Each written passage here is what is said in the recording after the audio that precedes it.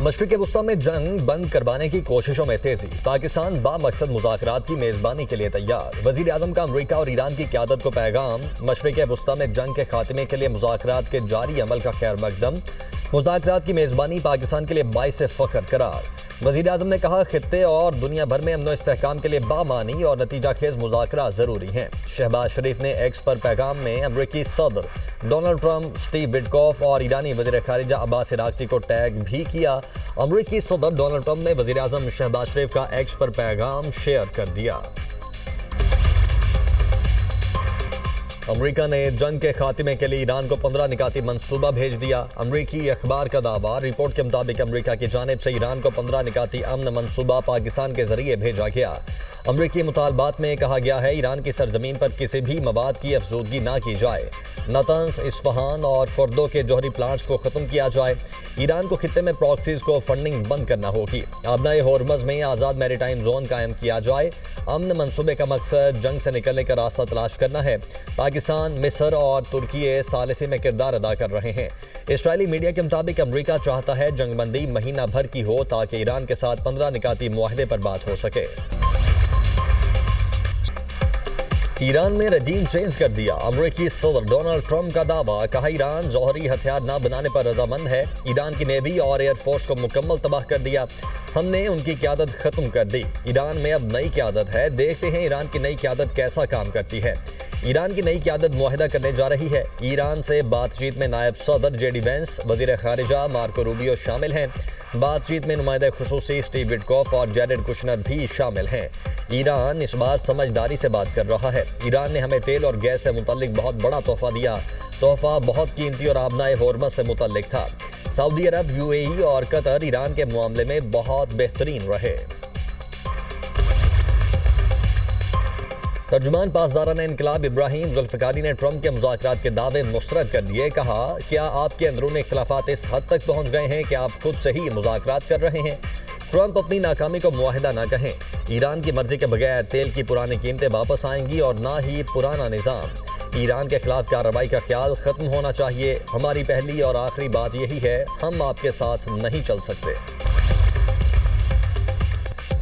وزیر اعظم شہباز شریف کا سعودی ولی عہد محمد بن سلمان سے ٹیلی فونک رابطہ، خطے کی صورتحال اور کشیدگی کے اثرات پر تبادلہ خیال، علاقائی و عالمی امن و استحکام، سفارتی کوششوں پر بھی بات چیت کی گئی۔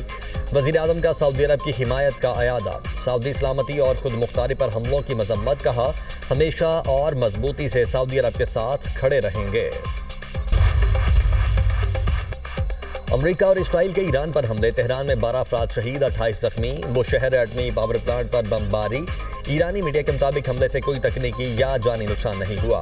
آئی اے ای اے کا کہنا ہے، ایران نے ایٹمی پاور پلانٹ کی حدود میں بمباری کا بتایا، حملے میں کوئی جانی نقصان نہیں ہوا، پلانٹ معمول کے مطابق کام کر رہا ہے۔ جنگ کے آغاز سے اب تک 215 شہروں کو نشانہ بنایا گیا، 83,000 سے زائد عمارتوں کو نقصان پہنچا، 281 طبی مراکز بھی شامل، ہلال احمر کے 17 مراکز اور 94 ایمبولینسز بھی تباہ۔ ایران میں شہادتوں کی مجموعی تعداد 1500 سے تجاوز کر گئی۔ ایران کا امریکہ اور اسرائیل کے خلاف حملوں کی 80ویں لہر کا آغاز، میزائلوں اور ڈرونز کی بارش کر دی، آئرن ڈوم ایرانی میزائل روکنے میں ناکام، تل ابیب میں دھماکے، بنی براق میں 12 اسرائیلی شہری زخمی، متعدد عمارتیں ملیہ میٹ ہو گئیں۔ پاسداران انقلاب کا کہنا ہے، دشمن پر سجیر، عماد اور خیبر شکن میزائل داغے، تل ابیب میں اسرائیل فوج کے کمرشل، لاجسٹک اور سپورٹ مراکز ہدف بنائے گئے۔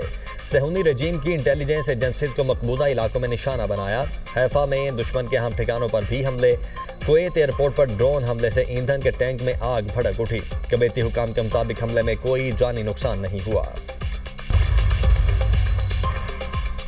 عالمی منڈی میں خام تیل کی قیمتوں میں اتار چڑھاؤ، امریکی خام تیل کی $89 فی بیرل میں فروخت، برطانوی خام تیل کی قیمت $99 فی بیرل ہو گئی۔ پاکستان سٹاک مارکیٹ میں کاروبار کے آغاز پر تیزی، 100 انڈیکس میں 1500 سے زائد پوائنٹس کا اضافہ، انڈیکس کی 1,55,500 کی سطح پر ٹریڈ۔ امریکہ کے مذاکرات کے بیان کے بعد ایشیائی سٹاک مارکیٹس بھی سنبھلنے لگیں، جاپان کے نکی انڈیکس میں 3% کا اضافہ ریکارڈ، فلپائن سٹاک ایکسچینج میں 1% سے زائد کی تیزی دیکھی گئی، چین کے شنگھائی کمپوزٹ انڈیکس میں بھی 1% اضافہ ہوا، ہانگ کانگ کے ہانگ سینگ انڈیکس میں بھی معمولی تیزی دیکھی گئی۔ قطر کا بھی امریکہ ایران مذاکرات کی کوششوں کا خیر مقدم۔ قطر کے امیر اور ترک صدر رجب طیب اردوان کا ٹیلی فونک رابطہ۔ شیخ تمیم بن حمد ال ثانی نے خطے میں امن کے لیے ترکی کی کوششوں کو سراہا۔ دونوں رہنماؤں کا خطے میں کشیدگی کم کرنے پر تبادلہ خیال، تعاون کو مزید مضبوط بنانے کے لیے رابطے اور مکالمے جاری رکھنے پر اتفاق۔ ترجمان قطر وزارت خارجہ ماجد ال انصاری کا کہنا ہے، ہر اس اقدام کی حمایت کرتے ہیں جو جنگ ختم کرے۔ سعودی ولی عہد محمد بن سلمان سے برطانوی وزیر اعظم کیئر سٹارمر کا ٹیلی فونک رابطہ۔ سعودی عرب کے ساتھ یکجہتی کا اظہار، امریکہ اور اسرائیل کی ایران کے خلاف جاری کشیدگی پر گفتگو۔ دونوں رہنماؤں کا سمندر میں تجارتی نقل و حرکت یقینی بنانے پر تبادلہ خیال۔ برطانوی اخبار کے مطابق کیئر سٹارمر نے اضافی دفاعی فوجی ساز و سامان کی تعیناتی سے متعلق آگاہ کیا۔ برطانوی وزیر اعظم کی جانب سے کہا گیا، ایران کے خلاف امریکی اور اسرائیلی جنگ بین الاقوامی قانون کے خلاف ہے۔ جرمن صدر فرینک والٹر نے امریکہ کی ایران جنگ کو تباہ کن سیاسی غلطی قرار دے دیا۔ برلن میں تقریب سے خطاب کرتے ہوئے امریکی صدر ٹرمپ پر کڑی تنقید، کہا جنگ نے جرمنی اور امریکہ کے تعلقات میں بڑی دراڑ پیدا کر دی۔ جنگ کے لیے امریکہ پر ممکنہ فوری حملے کے خطرے کا جواز قابل قبول نہیں۔ امریکہ اور یورپ کے تعلقات اب پہلے جیسے نہیں رہیں گے۔ ایرانی وزیر خارجہ کی جنگ کی مذمت کرنے پر جرمن صدر کی تعریف۔ عباس عراقچی کا کہنا ہے، قانون کی حکمرانی پر یقین رکھنے والوں کو بھی قانون کی پابندیوں پر آواز اٹھانی چاہیے۔ بین الاقوامی قانون مردہ ہو چکا۔ غزہ اور یوکرین کے معاملے پر مغرب کا معیار دوگلا ہے۔ مغرب کا یہ دوگلا معیار ایران پر امریکی اور اسرائیلی حملے پر خاموشی سے ظاہر ہوتا ہے۔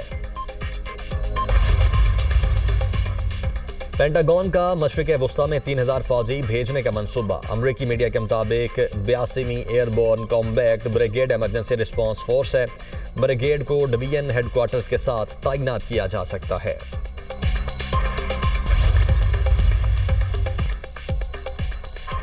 اسرائیل کا جنوبی لبنان کے بڑے حصے پر قبضے کا منصوبہ۔ اسرائیلی وزیر دفاع کارٹس کا کہنا ہے، اسرائیل جنوبی لبنان کے بڑے حصے میں سیکیورٹی بفر زون قائم کرے گا۔